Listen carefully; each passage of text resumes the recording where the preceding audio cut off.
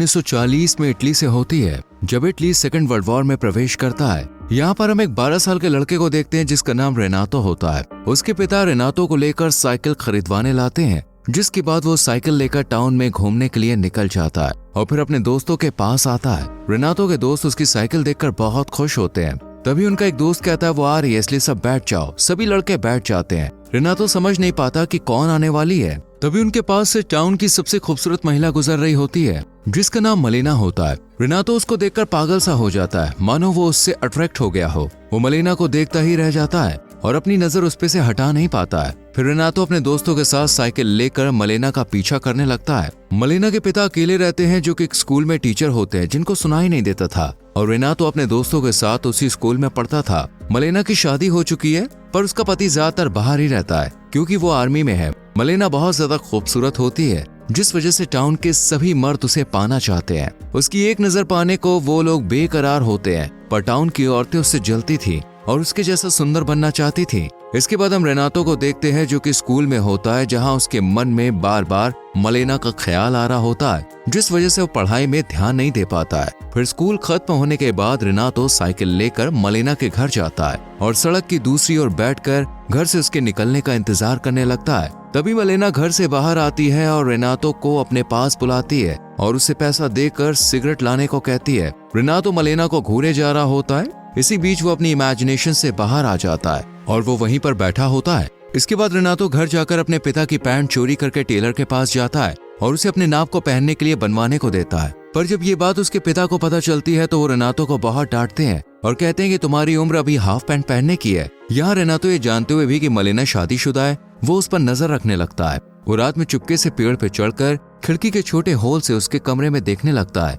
वो दिन रात मलेना को फॉलो करने लगता है। एक दिन रात में रेनातो मलेना को छुपकर उसके कमरे में म्यूजिक सुनते हुए डांस करते हुए देखता है। वो उसे अच्छे से देखे जा रहा होता है। मलेना इस बात से बिल्कुल अनजान होती है कि कोई उस पर नजर रख रहा है। अगले दिन रेनातो म्यूजिक शॉप से कैसेट खरीदता है और रात में वही गाना सुनता है जो मलेना कल रात सुन रही थी। और फिर मलेना उसके कमरे में आने लगती है। ये देखकर रेनातो बहुत खुश होता है, पर ये सब वो इमेजिन कर रहा होता है, उस पर नजर रख रहा है। अगले दिन रेनातो म्यूजिक शॉप से कैसेट खरीदता है और रात में वही गाना सुनता है जो मलेना कल रात सुन रही थी।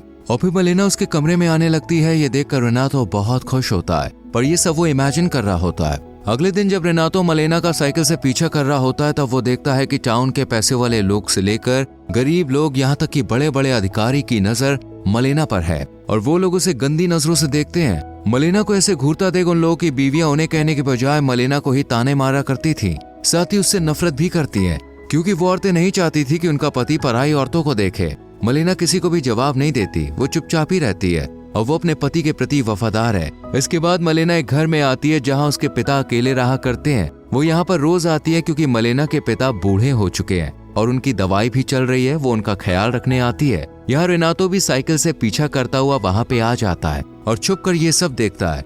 अगले दिन हम टाउन में देखते हैं कि कुछ आर्मी के ऑफिसर्स और गवर्नमेंट के कुछ लोग माइक में अनाउंस करके बताते हैं कि कुछ लोग वॉर में मर गए, जिनमें मलेना का पति भी शामिल है। ये खबर पाकर टाउन के लोग मलेना को पाना चाहते हैं। वो बहुत खुश हो जाते हैं क्योंकि अब वो विधवा हो चुकी है। वहाँ मलेना अपने पति की मौत से दुखी हो जाती है। वो अपने पति से बहुत प्यार करती थी, पर उसके जाने के बाद वो अब अकेली हो चुकी थी, इसलिए वो अपना घर छोड़कर अपने पिता के साथ उनके घर पर रहने लगती है। रेनातो मलेना के घर के बाहर से उसे देख रहा होता है, जो कमरे में रो रही होती है। कुछ दिन के बाद जब मलेना अपना कपड़ा सुखा रही होती है, तब रेनातो चुपके से उसके कपड़े चुरा कर भाग जाता है और रात में कपड़े को हाथ में लिए मलेना के ख्यालों में खो जाता है। अगली सुबह जब उसके पिता रेनातो के पास वो कपड़ा देखते हैं तो वो उस पर बहुत चिल्लाते हैं और उसकी माँ उसे बहुत मारती है। फिर उसके पिता रेनातो को कमरे में बंद कर देते हैं। ऐसे ही 3 दिनों तक रेनातो कमरे में बंद रहता है और वो खाना पीना भी छोड़ देता है, जिस वजह से उसकी तबीयत भी खराब हो जाती है। तब रेनातो के पेरेंट्स डॉक्टर को बुलाते हैं। तब डॉक्टर चेक करने के बाद कहते हैं कि उसे टाइम पर खाना खाना होगा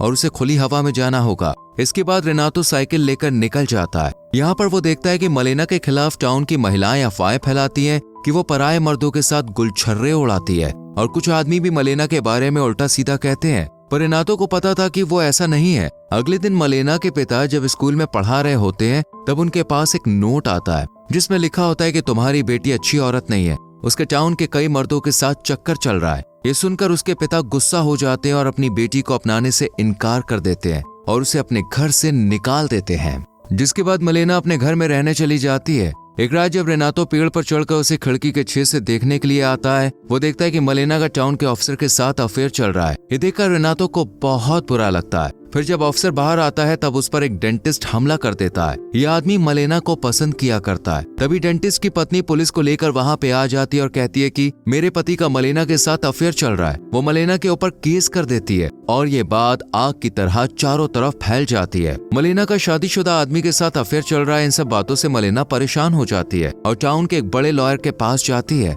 और उन्हें उसका केस लड़ने को कहती है। लॉयर भी उसका फायदा उठाना चाहता है। फिर कोर्ट की सुनवाई होती है। मलेना का लॉयर कहता है कि डेंटिस्ट के साथ मलेना का कोई भी रिश्ता नहीं है और वो अफसर बस उसका दोस्त है। मलेना का वकील केस जीत जाता है। इसके बाद मलेना का लॉयर उसके घर आता है, तब मलेना उसे उसकी फीस देती है और लॉयर की फीस बहुत ज्यादा होती है। इसका फायदा उठाकर लॉयर उससे अपना काम निकलवा लेता है। ये सब रेनातो छुप कर देखता है और इस बीच वो पेड़ से गिर जाता है, क्योंकि वो सोचती है कि टाउन के लोग बिना कुछ करे ही उसके बारे में बुरा सोचते हैं, तब क्यों ना वो सच में ही बुरी बन जाए। अगले दिन मलेना शहर में अलग रूप में आती है, जिसे टाउन के लोग देखते ही रह जाते हैं और वो लोग एक विधवा के बजाय इस रूप में देखकर उससे बहुत खुश होते हैं। मलेना खाली चेयर में जाकर बैठ जाती है और सिगरेट जलाने के लिए मुंह में रखती है। तभी कई मर्द उसके पास आते हैं और एक आदमी उसकी सिगरेट लाइटर से जला देता है। मलेना सोचने लगती है कि जब उसने अच्छे से जीना चाहा तब लोगों ने उसे ऐसा करने नहीं दिया और अब सभी लोग उसकी मजबूरी का फायदा उठाना चाहते हैं, इसलिए वो भी अपने फायदे के लिए और पैसे कमाने के लिए गलत काम करना शुरू कर देती है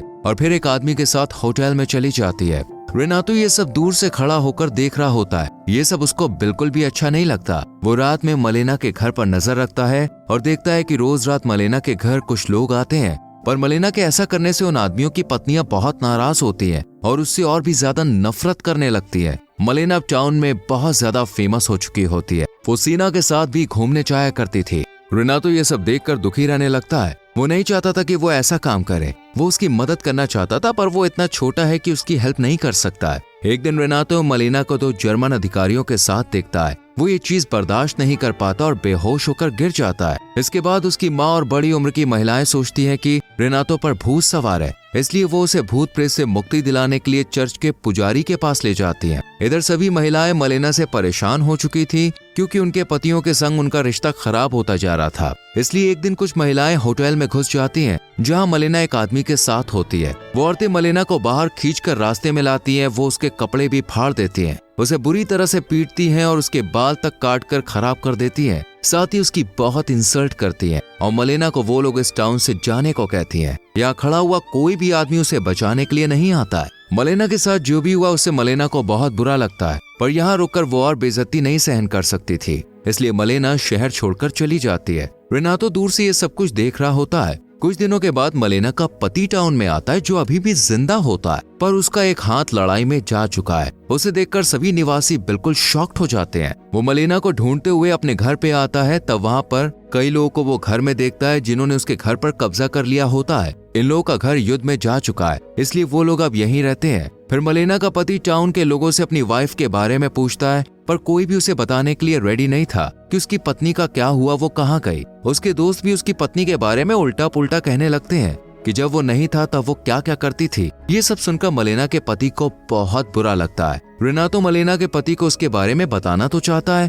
पर उसमें इतनी हिम्मत नहीं है कि वो उसका सामना करे। यहाँ रेनातो को पता होता है कि मलेना कौन सी ट्रेन पकड़कर कहाँ गई थी, इसलिए वो रात में मलेना के हस्बैंड के पास एक लेटर फेंक देता है और भाग जाता है। इस लेटर में लिखा होता है कि वो अभी भी उससे प्यार करती है और वो मेसिना शहर चली गई है। इसके बाद मलेना का पति उसी रात ट्रेन पकड़कर उसे ढूंढने चला जाता है। 1 साल के बाद मलेना अपने पति के साथ उसी टाउन में आती है और शहर में चलते हुए आगे बढ़ रही होती है। महिलाएं देखती हैं कि मलेना अभी और भी ज्यादा ब्यूटीफुल दिखती है, पर अभी वो अपने पति के साथ रह रही है, जिससे महिलाओं को एहसास होता है कि वो अब उनके लिए खतरा नहीं है। मलेना की हिम्मत देखकर वो लोग हैरान हो जाते हैं और वो लोग उसके बारे में ज्यादा सम्मान से बात करना शुरू कर देते हैं। फिर जब वो बाजार जाती है तो उसे पीटने वाली महिलाएं उसे गुड मॉर्निंग कहती हैं और उसे मैडम कहती है। मलेना सब कुछ भूलकर उन्हें गुड मॉर्निंग कहती है। फिर जब मलेना बाजार से सामान लेने के बाद घर जाने लगती है, तब उसके बैग से कुछ ऑरेंजेस नीचे गिर जाते हैं। तब रेनातो ऑरेंजेस को उठाने में उसकी हेल्प करता है। फिर जब मलेना जाने लगती है तब वो उसे गुड लक कहता है। इसके बाद रेनातो साइकिल लेकर निकल जाता है और मन ही मन कहता है कि समय बीत रहा है और मैंने कई लड़कियों से प्यार किया, और जब उन्होंने मुझे अपने करीब रखा और पूछा कि क्या मैं उन्हें याद रखूंगा, तो मैंने कहा कि हाँ, मैं उन्हें याद रखूंगा। लेकिन सच ये है कि एकमात्र ऐसी महिला जिसे मैं कभी नहीं भूला वो है मलेना। और इसी के साथ मूवी खत्म हो जाती